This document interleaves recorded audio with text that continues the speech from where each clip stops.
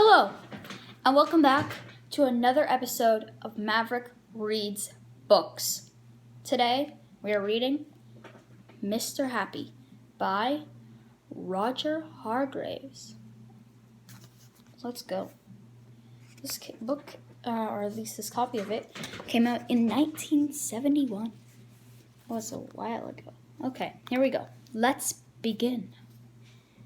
On the other side of the world, where the sun shines hotter than here, and where the trees are 100 feet tall, there is a country called Happy Land. And there's the country, or at least a road, with the trees, and the sunset, and the water, and the road. It's nice. Looks very beautiful. Let's move on to the next page. As you might very well expect, everybody who lives in Happy Land is as happy as the day is long. Wherever you go, you see smiling faces all around. It's such a happy place that even the flowers seem to smile in Happy Land. There's the smiling flowers. They're looking very happy in Happy Land. Next page. As well as all the people being happy, all the animals in Happy Land are happy as well. If you've never seen a mouse smile, or a cat, or a dog, or even a worm, go to Happy Land. That's a nice looking worm. He's very wormy. Yes, that's a word. This is a story about someone who lived there, who happened to be called Mr. Happy. Mr. Happy was fat and round and happy, and there's Mr. Happy who is fat and round. He lived in a small cottage beside a lake at the foot of a mountain and close to a wood in Happy Land. There's the mountain. There's his house. It's looking good. Take a look. Is he like the mayor of Happy Land because he's Mr. Happy? One day, while Mr. Happy was out walking through the tall trees in those woods near his home, he came across something which was really rather extraordinary. There he is, poking out behind the trees. He's looking beautiful. There, in the trunk of one of the very tall trees, was a door. Not a very large door, but nevertheless a door. Certainly a door. A small, narrow, yellow door. Definitely a door. I wonder who lives there, thought Mr. Happy to himself, and he turned the handle of that small, narrow, yellow door. The door wasn't locked, and it swung open quite easily. It's a very tiny door. I just realized that I read what he said wrong. It says, I wonder who lives here. No, I wonder who lives there. Well, anyways, take a look at that door. Very tiny. I don't think he'll fit in it.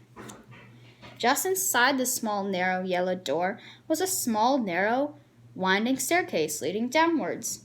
Mr. Happy squeezed his rather large body through the rather thin doorway and began to walk down the stairs. The stairs went round and round and down and down and round and down and down and around. There he is, walking down that round and down and down and round and down and down and round staircase. Eventually, after a long time, Mr. Happy reached the bottom of the staircase. He looked around and saw, there in front of him, another small, narrow door. But this one was red. It's a red door. Take a look at that red door. It's looking nice. Go on to the next page. Mr. Happy knocked at the door.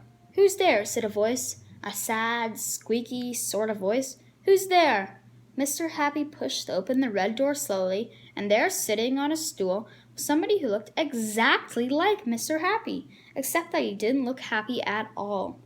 In fact, he looked downright miserable. There he is. He's looking very sad. It's Mr. Happy's twin. Hello, said Mr. Happy. I'm Mr. Happy. Oh, you are indeed, sniffed the person who looked very much like Mr. Happy, but wasn't. Well, my name is Mr. Miserable, and I'm the most miserable person in the world.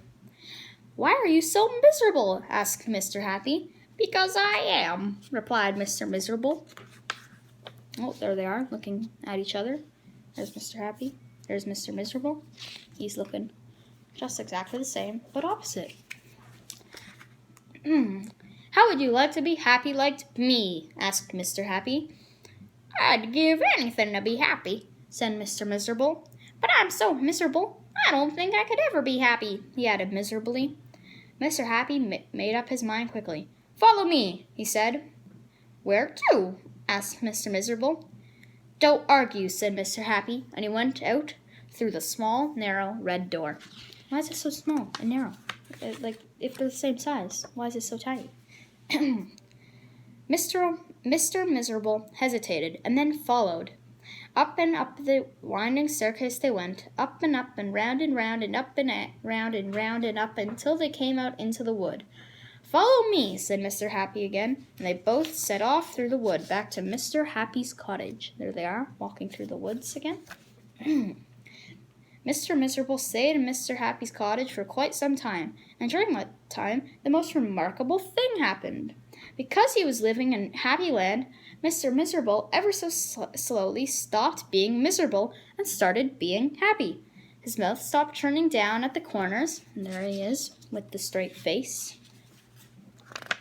Then, and ever so slowly, it started turning up at the corners. There he's starting to smile. And eventually, Mr. Miserable did something that he never done in his whole life. He smiled, and then he chuckled, which turned into a giggle, which became a laugh, and a big, booming, hearty, huge, giant, large, enormous laugh. And Mr. Happy was so surprised that he started to laugh as well. And both of them laughed and laughed. They laughed until their sides hurt and their eyes watered. That's a lot of laughing. I don't know about you, but that's a lot of laughing. Mr. Miserable and Mr. Happy laughed and laughed and laughed and laughed. They went outside and they still laughed. And because they were laughing so much, everybody who saw them started laughing as well. Even the birds in the trees started to laugh at the thought of somebody called Mr. Miserable who just couldn't stop laughing. He's got to change his name. He's got to change his name to Mr. Happy the Second or something. I don't know. What are they going to do about this?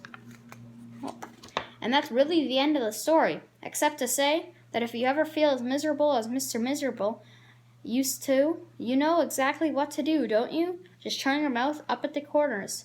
Go on. What is that laugh? What was that smile? Anyways, that was Mr. Happy. I hope you guys enjoyed. It's very good. Sorry about that. My camera cut out there. I ran out of space on my phone, and I had to delete some things, but that's okay. So, as I was saying, the book was good, and yeah, comment down below if you want to see more of these.